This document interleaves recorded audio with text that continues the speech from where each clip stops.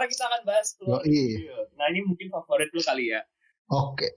Kan lu bilang ya tadi 2020 itu tentang EV ya, Taycan terutama. Mobil listrik. Taycan itu mobil listrik. Nah di 2021 ini apa ini yang mobil yang paling? Oke, EV. Mungkin kita mulai dari yang agak biasa dulu kali ya. Jadi kalau buat tahun depan yang patut kita tunggu ini satu ada yang namanya Audi. Audi ya, gue tahu Audi apa dia. Audi apa sih namanya? Lupa gue. Audi e-tron ya, e-tron GT. E-tron nggak sih? Iya nggak? E-tron GT nggak sih? Tahu gue e-tron tuh yang crossover yang udah keluar tahun lalu. E-tron. Yeah. Nah, e-tron GT ini kenapa nih di? Oke ya, e-tron GT ini bisa dibilang tuh kayak versi Audi-nya Porsche Taycan. Jadi dia kalau secara bentuk tuh cukup mirip ya sama Taycan dan emang dia bakal satu platform juga karena kan emang Audi sama Porsche kan masih satu keluarga lah ya. Perusahaan ya? Keluarga, ya. Jadi emang secara bentuk itu sangat mirip sama-sama sedan 4 pintu meskipun banyak orang yang menyebutnya coupe 4 pintu tapi gua nggak mau nyebut mobil 4 pintu dengan istilah coupe. Itu salah kan? Betul. Ya? Setuju. Ada-ada. Mau bikin orang pusing aja. Nah itu kayak yang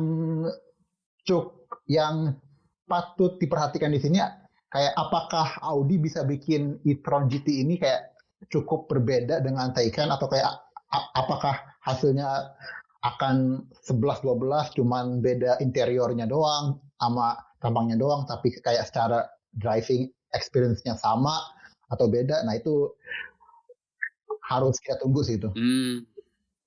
Ya. I see. Sebenarnya tapi gue pengen bahas dulu ya e-tron yang sebelumnya. Kayaknya menurut gue penjualannya cukup gagal ya.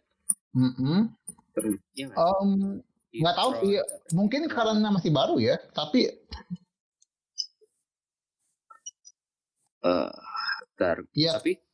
tapi gue pribadi sih masih belum berani bilang kalau itu gagal ya. Karena kan kayak baru setahun gitu kan istilahnya. Oh iya sih ya. Ntar gue dapet ini nih. Jadi kalau e-tron ini sebenarnya lumayan sih, kejual 47.000 unit. Lumayan tuh. Halo Dan? Ya Allah, koneksi. Halo ya. Oh belum mati ya? Gue kira mati. Enggak, ini masih nyambung. Cuma emang sempat jadi masalah nih. e-tron kan ada dua tipe ya, ada yang e-tron biasa sama yang sportback. Sportback itu yang kayak melengkung kayak X. Iya, coupe. Intinya ya. Lumayan pangsa pasarnya naik 2,8% ya, EV di seluruh dunia. Naik 2 kali lipat. Nah iya kan? Ya, oh iya. Gede loh tuh. Benar. Oke, jadi menurut gue ya, Dil, kalau lu tanya gue ya, tadi pertanyaan lu ya, apakah dia akan cuma jadi apakah akan cuma jadi kayak Taycan dengan bungkus yang berbeda? Ya, mungkin bakal berubah kali ya dalam segi, karena kan mungkin kalau Porsche it's all about performance on track. Mungkin kalau e-tron ini bakal lebih ke arah, karena namanya juga GT kali ya. Jadi mungkin kayak ya. Mungkin lebih layback mungkin ya, gua nggak tahu. Maybe. Atau mungkin lebih better kalau lu pakai buat kayak kayak salju atau gitu gimana? Gue juga nggak terlalu paham sih. Tapi yang jadi pertanyaan adalah apakah orang bakal pilih ini atau Tesla Model S? Tesla Model itu S. Ya. Tapi gini Tesla sih. Ya. Tesla Model S belum bakal punya penerus dalam waktu dekat kayaknya. Jadi so far belum ada rumor sih dan pengumuman kalau Model S bakal di refresh. Kalau dipikir-pikir kayaknya emang Tesla belum pernah nge-refresh mobil ya, kayak belum pernah mengganti mobil yang dia bikin dengan yang baru gitu kan. Iya, bener. Mereka bakal ngeluarin yang ini sih, untuk melawan Taycan tuh mereka bakal ngeluarin model S-Plate namanya. Play dia ya. High performance-nya, range-nya bisa sampai 500 miles, berarti sekitar berapa tuh? 800 kilometer. Wah, itu dari apa namanya Banten ke Bali itu bisa kali ya. Bisa banget, apalagi kita daerah Lintas Jawa gitu kan ya. Nah, tapi sayangnya sama kayak Taycan nih, gue googling ya, yang e-tron GT kayaknya range-nya mereka B aja ya. 250 Iya, emang. mil. Kan emang dari awal Taycan itu keluar dia emang secara angka tuh kalah sama Tesla. Range, horsepower, 0 to 62 tuh dia kayak kalau lu pingin angka-angka itu dengan harga yang murah, ya mendingan lu beli Tesla. Iya. Kayak bener. Taycan tuh dia ngejual handling sama katanya juga lebih stabil gitu dan build quality juga jauh lebih bagus dibanding Tesla ya. Bahkan Tesla sama Toyota aja masih menang Toyota build quality. Ya kalau build quality mah Toyota jangan ditanya, itu mah emang udah ahlinya coy. Maksudnya lawan apa ya? Lawan perusahaan nih yang bukan bikin mobil mewah aja pasti kalah Tesla. Tapi anyway, 250 mil itu sebenarnya lumayan baik ya kalau kita cukup sih itu ya. 400 km ya kalau di ini. Tapi kan lu tau lah ya, orang terutama di Amerika ya, mungkin sekitar 200 mile itu dasarnya basic. Mungkin kayak mereka udah terbiasa dengan 300 miles dari Tesla, kayak model mungkin kali ya, model X atau model S gitu. Iya sih. Cuman kalau menurut gue sih kalau di Indo juga lu range lebih dari 300 mil juga nggak bakal kepake sih. Iya sih, benar. Toh orang-orang kita kan kalau naik mobil paling dari mana sih? Dari Jakarta ke Bandung, paling jauh Jakarta Jogja lah. Kadang ada yang ke Malang, tapi juga jarang banget gitu kan istilahnya. Emang pasar kita nggak butuh range yang jauh sih, dan kalau menurut gue ya. Dan itu pasar Eropa juga apply yang sama sih. Betul. 200-an mil itu udah lumayan banyak sih menurut gue kalau untuk pasar Eropa. Cuma mungkin pasar Amerika memang agak sedikit. Amerika kan mereka kan jalannya gede-gede, jauh-jauh gitu. Iya gitu kan, road trip dari New York ke California juga itu kan berapa mil itu nggak tahu gue. Iya. Tapi menurut lu dia kayak styling wise ya, secara tampang, menurut lu lebih demen Taycan apa e-tron? Ya sama. Obviously. Gue dari Mission E yang konsep tuh kayak anjir nih keren banget sih, kayak lu tahu ini Porsche tapi beda. Gue ini sih, jujur gue pas awal ngeliat Taycan tuh gue nggak demen bagian depannya karena menurut gue tuh lampunya tuh aneh, kayak kodok gitu ya. Cuman kayak seenggaknya tuh Taycan tuh masih kelihatan kalau dia tuh EV gitu loh. Kalau yang Audi e-tron ini kan dia masih make grill palsu gitu, pakai intake palsu gitu. I see. Itu sih. Oke. Berarti dia embracing identitas dia sebagai seorang IV. Betul. Kayak dia lebih jujur lah kalau apa sih? Kalau dari desainnya gitu ya istilahnya. Oke, BTW lanjut. Ngomongin grill ya. Gue pengen ngomongin BMW. Aduh, apa nih? Oke, enggak. Jadi tadi kan kita ngomongin e-tron ya. Nah, sekarang BMW juga sebenarnya udah punya sih, dan udah pernah di showcase BMW i4 katanya. Mobil i4 ya. Elektrik mereka yang pertama. Yoi. Bahkan kalau nggak salah, gue nggak tahu ya, benerin gue kalau salah. Kayaknya launch i4 duluan deh, baru iX yang konsep itu. Tahu nggak ya? Atau kebalik malah? Nggak tahu. Tapi intinya, lupa ya. Tapi intinya, kan kita udah dapet iX yang ya yang begitulah ya bentuknya. Yoi. Nanti kalau yang denger nih ya nggak tahu bentuknya gimana, googling aja, kalian akan terpana dengan bentuknya. Tapi intinya i4 ini lumayan unik karena mereka akan melawan Model 3, bukan Model S, bukan Betul. kayak Taycan. Nah ini Iya. yang menarik. Jadi kalau gue baca dari BMW blog ya, katanya yang paling rendah itu BMW i4 35. Jadi rear wheel drive 280 horsepower, Oke. which is not bad ya. Not bad. Not bad ya. Sekitar $40,000, berapa? 900 jutaan. Oke, cukup murah itu. Nah, terus nanti ada BMW i440 sama nanti ada BMW M yang khusus i4. Itu berarti apa tuh? i4M atau MI4 atau bakal ada Gue badge paling lagi? benci penamaan BMW itu. Sama anjir, aneh banget sumpah. Nah, tapi BMW i4 ini i440 ini akan mungkin sekitar $50,000 dan dia bakal dapat boost sekitar 400 sampai nggak tahu, gue nggak tahu horsepower-nya, tapi yang versi yang paling tingginya antara M beneran atau M badge, BMW i4 M50 katanya bakal sekitar 400 sampai 460 horsepower. Oke. Sama kayak nggak sama sih, hampir sama kayak M4 ya. Ya, which is keren menurut gue. Apalagi mobilnya kecil, sekelas. Nggak kecil sih, tapi dibandingin Taycan, bandingin Model S, emang sekelas di bawahnya lah istilahnya. Tapi so far sih secara range terus harga BMW belum ngeluarin apa-apa sih sebenarnya, jadi nggak cocok sama bahasan podcast kita, Dil. Iya sih, masih konsep sih ya dia soalnya kan.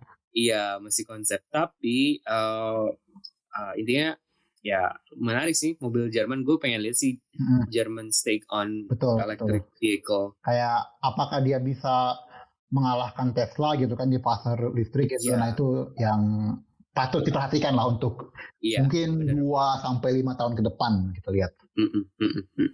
Teslanya juga harus apa ya? Ya gue gini ya, gue tahu jarang sih sebenarnya, kayaknya Tesla fanboy di Indonesia dikit kali. Tapi buat kalian yang fanboy satu perusahaan, jangan terlalu gila lah ya. Kayak kalau kalian lihat komentar Tesla fanboy di YouTube, toxic banget anjir. Kayak kayak seolah-olah tuh mobil lain tuh nggak ada gunanya karena sudah ada Tesla Model S. Ngaco. Itu keheran, misalnya kayak Model S, kayak mereka pamer, wah gila ini lebih cepat daripada combustion engine. Terus dikasih EV lain yang bagus, pasti kayak ada aja ini komen. Iya coy. Ya udahlah ya. Oke, anyway, I digress ya. Sorry. Kita lanjut. Lu mau pengen ngomongin mobil apa lagi? Oke, lanjut ya. Nah. Masih seputar EV sih, seputar mobil listrik, tapi yang agak sedikit berbeda nih. Mungkin yang udah udah kastanya tuh di atasnya banget. Yang pingin gue lihat itu adalah Lotus Evija atau Evija. Gue lupa cara mengucapkannya. Cuman setahu gue pakai Evija. Itu hypercar Lotus yang katanya mau diluncurin tahun ini. Tapi uniknya, meskipun dia Lotus, dia ini merupakan mobil listrik pertama dari Lotus. Kayak dia sebelumnya belum pernah bikin mobil listrik, sekalinya bikin hypercar 2000 horsepower, dan kayaknya sih bakal ya kayak secara performa sudah tidak perlu diperdebatkan lagi ya. Karena lu bayangin aja coy, 2000 horsepower. Gila, kayak dulu itu pas Bugatti bikin Veyron 1000 horsepower itu kayaknya kenceng banget. Ini 2 kali lipat. Kayak gak kebayang sih. Gila. Oke. Ini lumayan menarik ya. Jadi Lotus Evija ini katanya bakal jadi limited run ya. Ya, pastilah. Dan gue baru baca nih, gue bertahu sebenarnya kalau dia nggak street legal di Amerika. Oh iya. Yup, katanya. Kenapa tuh? Also, the Evija isn't street legal in the US. Ntar gue buka. Menarik. Gue nggak tahu kenapa ya. Lanjut Dil, mungkin lo ada fakta. Oke, lanjut ya. Nah, kan selama ini kan Lotus itu kan dikenal dengan pabrikan yang bikin sport car yang kecil dan enteng gitu kan, ringan gitu, kayak Lotus Elise itu beratnya di bawah 1000 kilo, Lotus Exige juga cuman kalau nggak salah sekitar 1200-an gitu kan. Nah, sekarang dia bikin hypercar listrik. Mobil listrik pastinya pakai baterai, dan baterai itu nggak mungkin ringan, pasti berat. Kayak agak aneh aja sih, karena ya kayak ini gitu ya. Kayak sekilas tuh dia menyalahi etosnya Lotus gitu loh, kayak yang selama ini dikenal dengan mobil yang horsepower-nya ya cukup tapi nggak gila-gilaan, tapi ringan gitu kan. Sekarang bikin mobil yang pastinya bakal cukup berat, tapi juga dengan horsepower yang lebih gila lagi. Nah itu, apakah ini merupakan akhir Lotus sebagai pembuat sports car yang ringan atau tidak? Perlu kita lihat lagi sih. Iya ya. Kan karena juga Lotus kan punya Geely kan. Nah iya tuh bener sih. Jadi mungkin yang kalau gue lihat ya, ini mungkin bagian dari rebrandingnya Geely ke Lotus. Iya sih. Kayak ngenalin ulang Lotus, loh ini, this is the new Lotus. Betul. Gue nggak tahu mereka punya roadmap mobil apa aja yang bakal. Iya sih, kayak apakah kurang ada beritanya sih gue lihat. Kayak kalau lu mau tahu rencana Lotus ke depannya ya, gue sempat baca ada rumornya setelah Lotus Evija ini keluar, mereka mau bikin platform baru buat sports car baru ya. Dan oh ya, gue juga baru baca nih artikel yang baru keluar kemarin atau 2 hari yang lalu, gue lupa. Tapi katanya ini coy, Lotus mau kerjasama sama Alpine. Buat bikin sports car listrik baru. Oke. Tapi menurut lo ya dia, memang ada pasar ya buat sports car listrik? Sports car atau hypercar nih? Sports car. Oke, sports car. Sports car, nah itu sih, gue juga bingung sih. Karena kalau orang beli hypercar itu kan emang dia pingin beli angka yang gila-gilaan kan. Kayak dia emang pingin pamer dia punya mobil 2000 horsepower, 250 mil per jam gitu kan. Cuman kalau orang beli sports car kan yang nggak murni karena itu kan. Kayak dia pingin driving experience-nya, pingin handling-nya, dan nggak jarang juga pingin dengerin gitu kan, pingin dengerin mesinnya gitu. Cuman di sisi lain kalau emang ini mobil sports car listrik tapi handlingnya masih bisa bagus, ya itu mungkin nggak terlalu masalah sih. Karena apa? Karena kalau lu lihat aja, nggak semua sports car itu istilahnya menjual mesin kan. Kayak Alpine A110 yang baru itu kan ya secara mesin kan ya biasa banget, cuman 4 cylinder 1,8 liter ya, atau 1,8 1.8 liter, horsepower-nya juga cuman biasa aja, terus juga bunyinya cukup menarik tapi yang nggak wah-wah banget sih. Dan ya gua rasa kalau sports car-nya dibikin kayak Alpine A110 yang emang dia lebih fokus di handling dibandingin mesin, ya kata gue sih bisa aja sih. Which is why it makes sense mungkin ya kenapa Lotus bekerja samanya dengan Alpine gitu ya. Mungkin kayak dua pabrikan yang paling terkenal dengan handlingnya bekerja sama. Nah, itu sih. Ya, betul kita balik lagi ke bacanya Evia ya, benar. Nah, si Evia ini harganya 2,3 Juta, juta ya, dolar. dolar. Estimated itu ya. Dan itu bakal ya bisa lu kayaknya bisa di itu deh, bisa di custom Pastilah. dalam ketika orang kaya gitu. Dan gue yakin bakal sold out sebelum mereka ngumumin kalau itu dijual. Mungkin sih, mungkin. Mungkin ya, iya mungkin. Nah, rencananya kapan sih diluncurkannya ini? Tahun ini? Maksudnya tahun ini kapan?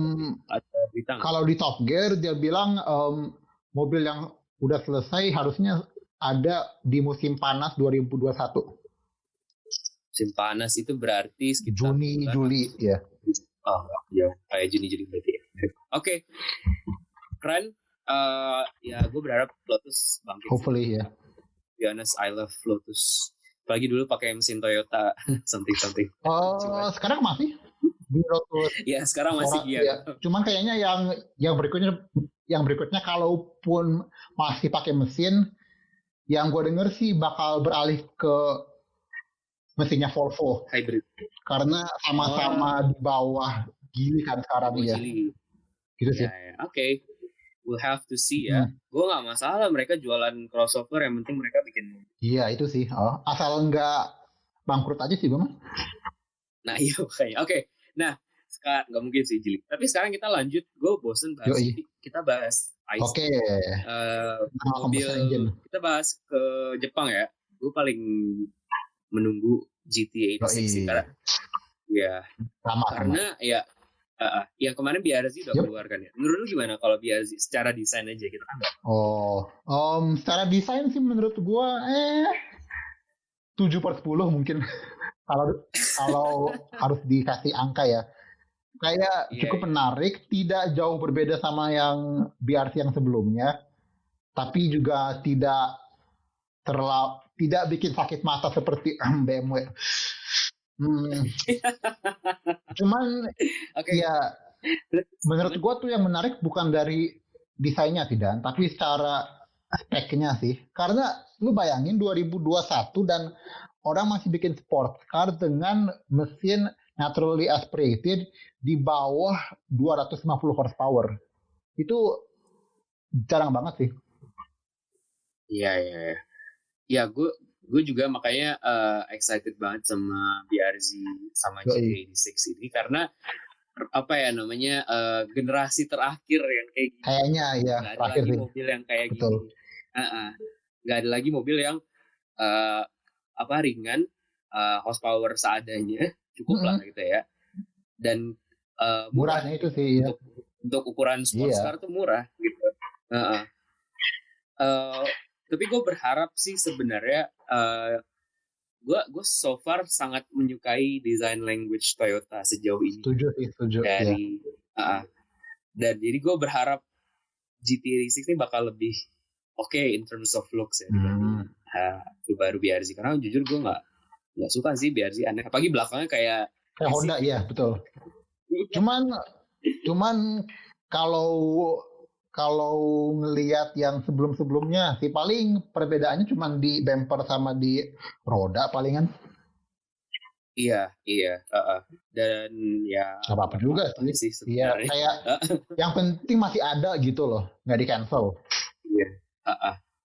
Tapi mungkin gue ngomong berdasarkan perspektif orang Amerika. Kayaknya gue sempat baca di beberapa entah di YouTube, entah di mana, orang Amerika tuh demand GT86 BRZ yang lebih. Nah itu emang semua orang yang mengkritisi BRZ atau GT86 yang dulu itu komen pertamanya tuh apa? Kurang power. Makanya kayak sebelum BRZ yang baru ini keluar, dia hampir semua rumor bilang kalau dia bakal pakai mesin turbo.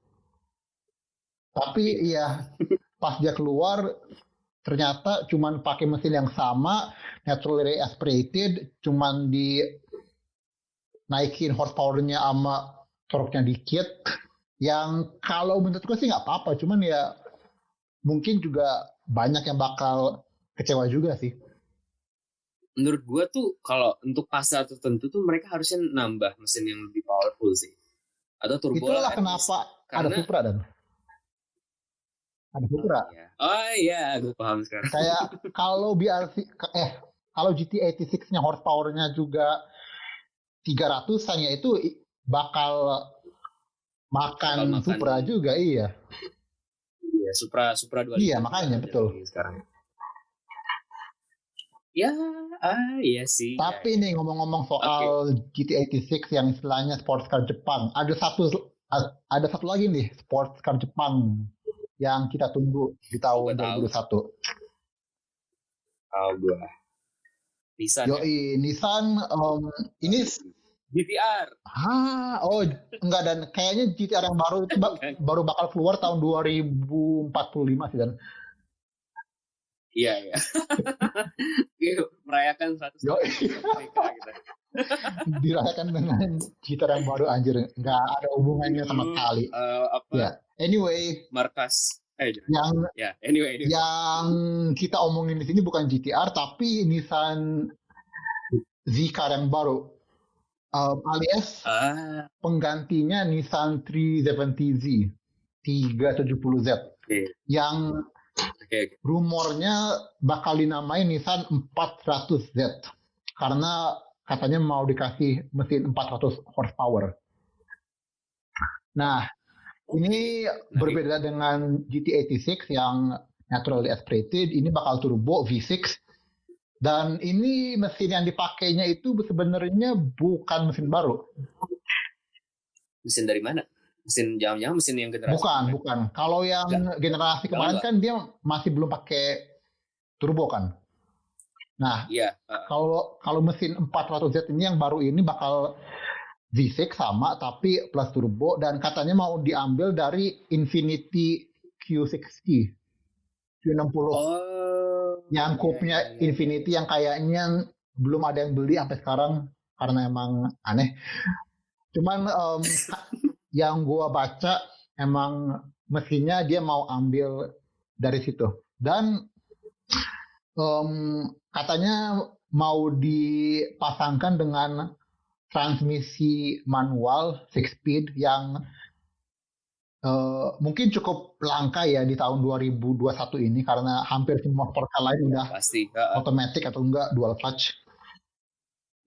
Iya.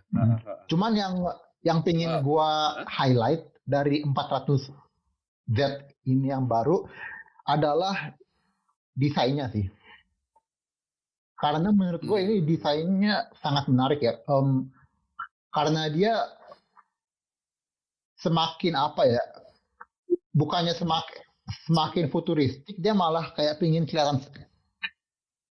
kelihatan semakin menyerupai menyerupai 240Z yang dulu ya.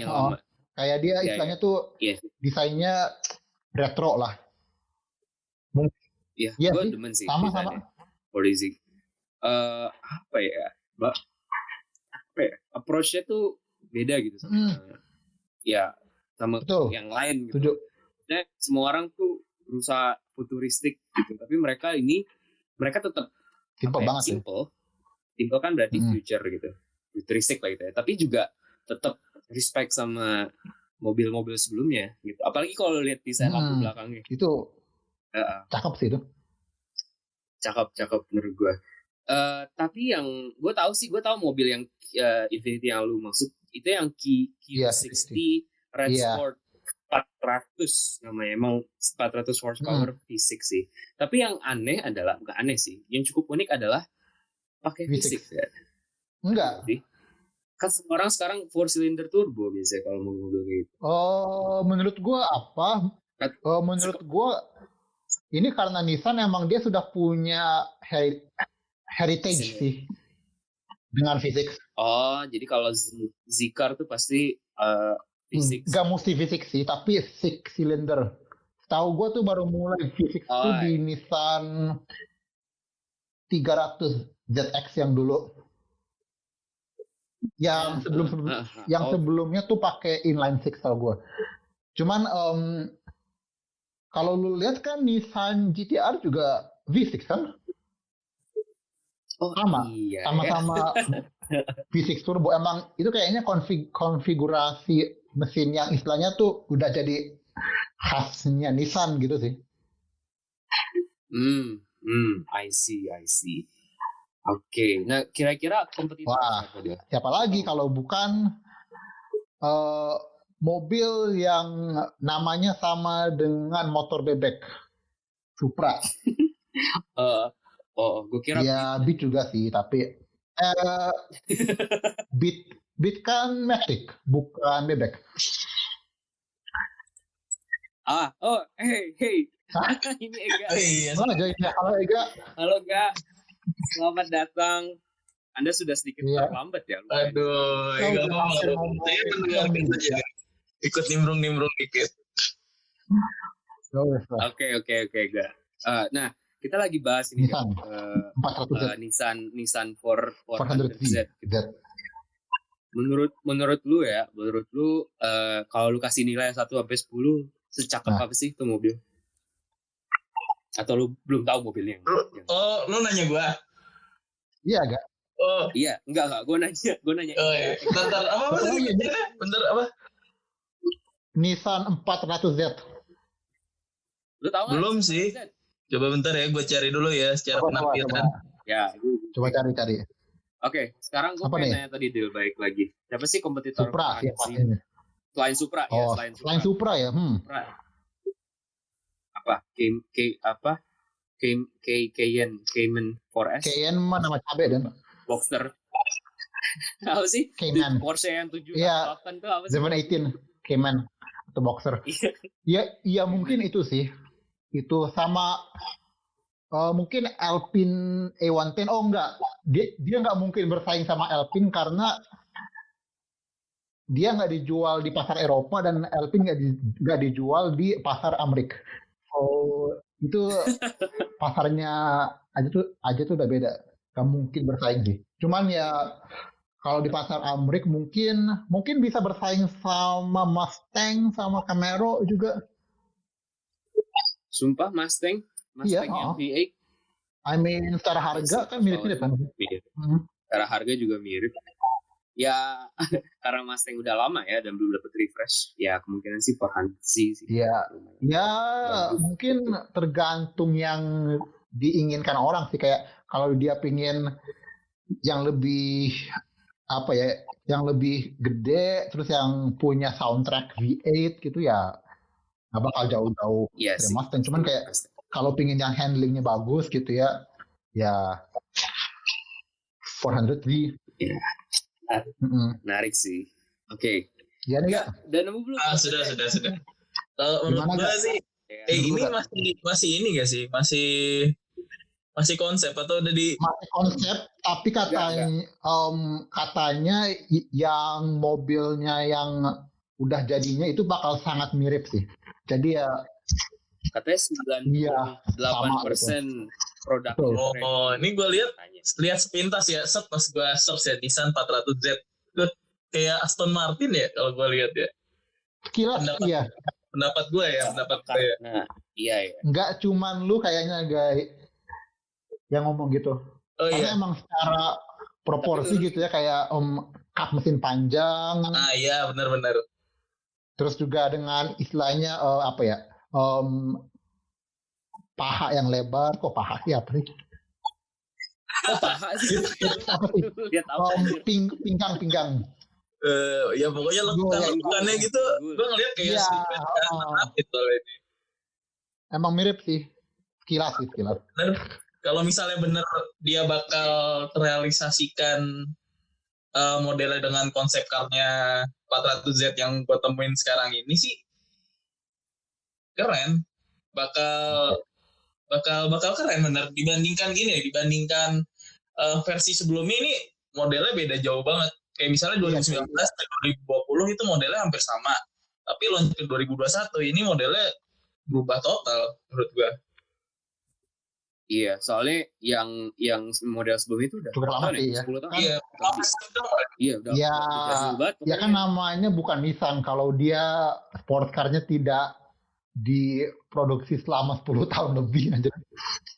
Itu GTR aja. GTR nggak tahu tuh kapan mau diganti itu. Kalau konfliknya keren banget itu yang gue lihat bertebaran di internet itu yang GTR. Ya, itu masalahnya belum ada yang resmi sih, belum ada yang resmi dari keren sih. misalnya. Boxing banget. Ya, yang gue nemuin. Ya kan makanya kata gue tadi GTR itu baru digantinya ntar tahun 2045 itu. Iya, katanya 100 tahun kita merdeka. Oke, nah kita pindah. Kita jangan ngomongin mobil Jepang lagi. Halo guys, Future Danu di sini. Untuk part ketiga, kalian bisa langsung cek di video atau di podcast kita selanjutnya ya. Thank you.